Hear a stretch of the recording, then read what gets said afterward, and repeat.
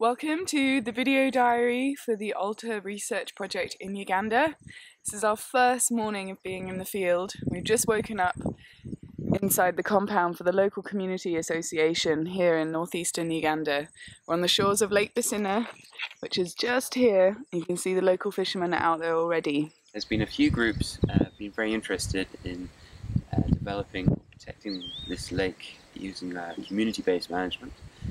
Lots of visitors, some from abroad. Here we have USA. Lots of district officers. And a lot of them coming to find the fox's weaver, which is an endemic bird, only found here in Uganda. The water here starts up on Mount Elgon, which is way off into the haze. You can't see it, but it's about 40 km away. Very steep mountain volcanic slopes that are very fertile, and the population is very high, and they're busy carving up the land up there. And actually what a lot of the problem is when the storms come in, it washes all the soil off, and it's slowly making its way down here into Bisina Lake, and is starting to choke the papyrus and wetlands. Here at Lake Bisina we have quite a large lake system with a huge body of water, along the edges of which you have a strip of wetland vegetation, papyrus or grass. Rules and regulations. The soil will change a lot, and you will lose the carbon from the soil, and it will be released as CO2. So there's a lot of impacts, not just for you as the farmer there with the soil, but also it can affect globally. Just using the bamboo pole to try and get a sample of the soil. So it's quite clayey, with some organic fibres, but also some small stones and gravel from sedimentation into the lake. The lake has many uses for the local communities around it. It's also very high in biodiversity. You've seen a few birds this morning. We've even seen a crocodile, which is a bit scary to think about doing fieldwork in this area. Got the morning's catch. Looking pretty profitable. So as we leave the cobweb site in Lake Bisina, we can look back, and you can see the wetlands stretching all the way down to the west, where it joins with Lake Choga and into the Nile River Basin. And we're just heading up the road now to Soroti. At the moment the road is beautiful, but judging by the road on the way here, it could change just around the corner. Dirt and potholes.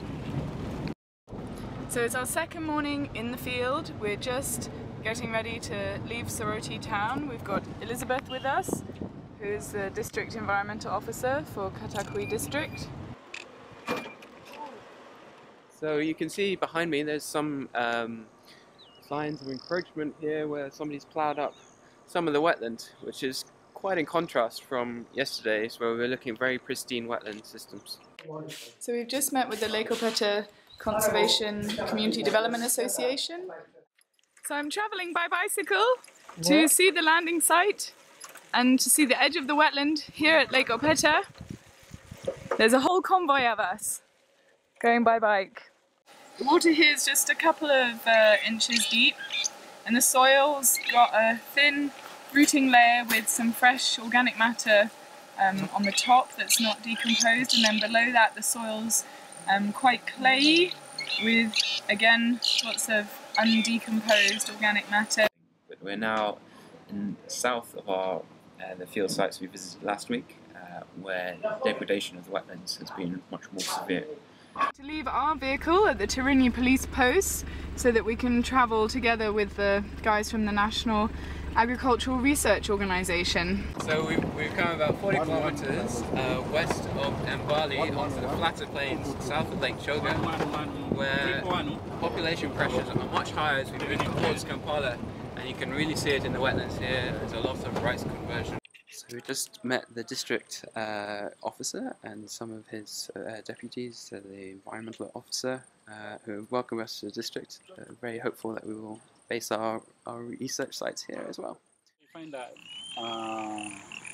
the other side there are papyrus trees. Yeah. And they were all over here. So rice growers are the one pushing them. So this used to be papyrus here? Everywhere. Yeah. So everywhere was papyrus. So now as a result of population increase and people Here we have an area of wetland that isn't really a wetland anymore. It's been used for sugarcane and other agricultural production, and even then it's been quite abandoned as well. We arrived in the village with the farmers, so we're going to sit under this tree and have a meeting with them now.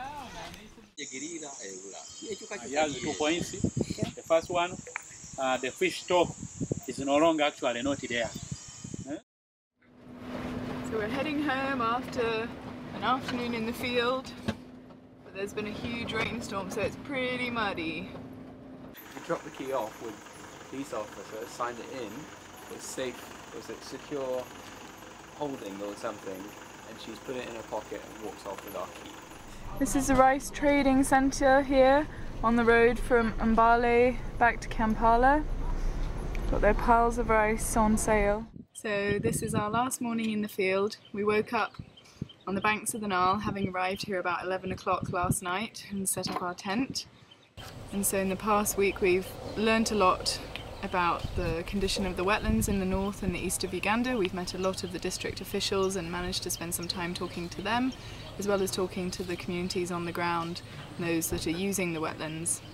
So we're going to head back to Kampala soon, back into the office to digest what we've learnt and think about our next steps.